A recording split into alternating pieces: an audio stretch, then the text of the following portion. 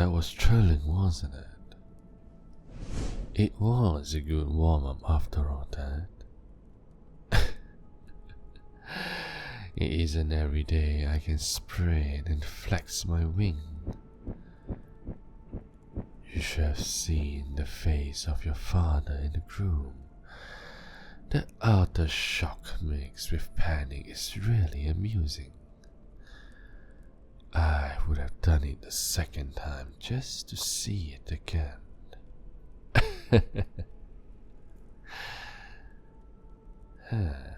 What's the matter? Why are you crying? I see. You are still in shock. Well, I'm not surprised. It's not every day that you get a dragon swooping in from the clouds and snatch you away on your wedding day. Even for a princess. Oh, and I apologize for the dress. When you're in my size, everything is so tiny and I can, well, hardly avoid it. Why am I doing this? Why, you're my lunch, of course, or my dinner. I haven't really decided on that yet. Why are you? Quit your crying. Stop crying, for dragon's sake. Stop. I said. Fuck it. There. I can still feel the vibration from that outburst of yours, you know. And the echoes from this cavern isn't helping either. At last, peace and quiet. Well, frankly, if you want to blame someone, blame your father, the king. After all, he was the one that broke the sacred agreement. He marches his army to dragon territory repeatedly, even after we gave a giant globe of fire as warning shots. Sent his army packing. And guess what? They did the same thing after that, and a month after. Something about reclaiming the lost land of the kingdom. Blah blah blah. I wasn't really listening. After all, we dragonkins were here long before you humans did. It's only by our grace that puny humans are able to settle on these lands. And so, the secret agreement was made. I wasn't sure why all this time your father would break the sacred agreement now. His grandfather and great-great-grandfather would never do such a thing. You would have known anything about it, dearie. Oh, silly me. I magically browned your mouth because, well, you were crying so loud. Well, promise me this. No more crying or I will cast that spell again. Not if you understand. Good girl. Right. I don't suppose you know of your father's great scheme. I suppose so. Even if you do, you wouldn't betray your own kin.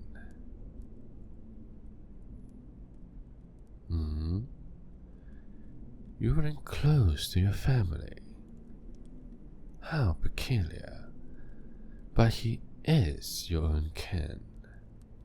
That's unthinkable, even for archdragons. But you could be lying to me. After all, humans tend to lie to save their skin. Fret not, love. Your father would send an envoy to discuss ransom for you. And when that happened, the ransom will be paid, and everything will go back to normal, hopefully, by tomorrow's sunset. And you'll be off to your merry way to marry that groom of yours. I'm sorry that you're caught up in all these, but I would rather kidnap a princess than to, let's say, murder the entire town just to show I meant business. What's that? No one would come. Why not?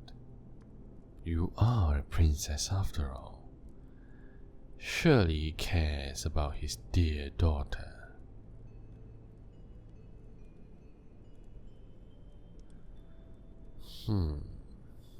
Despise and married off because he don't want to see you. That's harsh, darling, even in human standard. But that does explains the bruises and a small cut I noticed earlier on your body. Despite our enormous size, dragons do have sharp eyes, you see. Those cuts and bruises, they are from your stepsister. Ah, so your mother passed away a long time ago. My apologies. Despite all that, you did well holding on. You're a strong human indeed.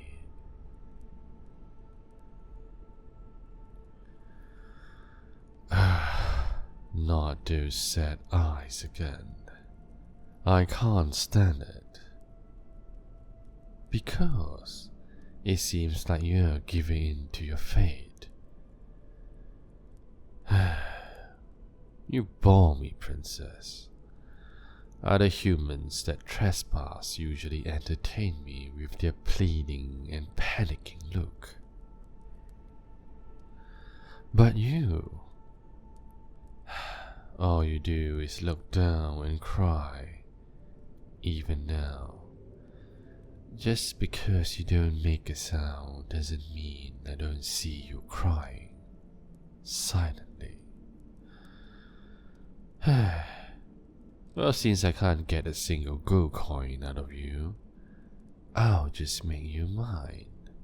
I will mark you with one of my own, and you will stay here in chains. You will serve me, of course, tending to my needs and everything. If I ask you to dance, you will dance like the greatest dancer in the world. If I want you to strip, you'll wiggle those clothes till it drops. Till when? Till it's equal to the gold I'm supposed to get, which is a few 100 years. But let's not worry on the detail, yes? But of course, if your father did change his mind, like you said, and send his envoy, I will gladly let you go. Oh, this is a surprise. Normally your lot would trash around and lament on the punishment, but you seems awfully quiet about it. No matter. You are mine from now on. Well, it's not like you have a choice anyway. Now, to solidify this ownership, I need you to put on this chain. Well, what are you waiting for? Go on. How does it feel? Lighter.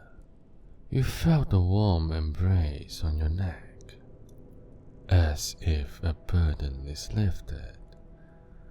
But there is also a tinge of pain.